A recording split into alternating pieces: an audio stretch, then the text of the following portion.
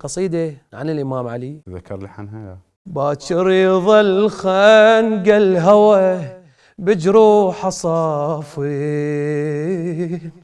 يا مثقل الرايح علي بصوت المآذين. حتى الهوى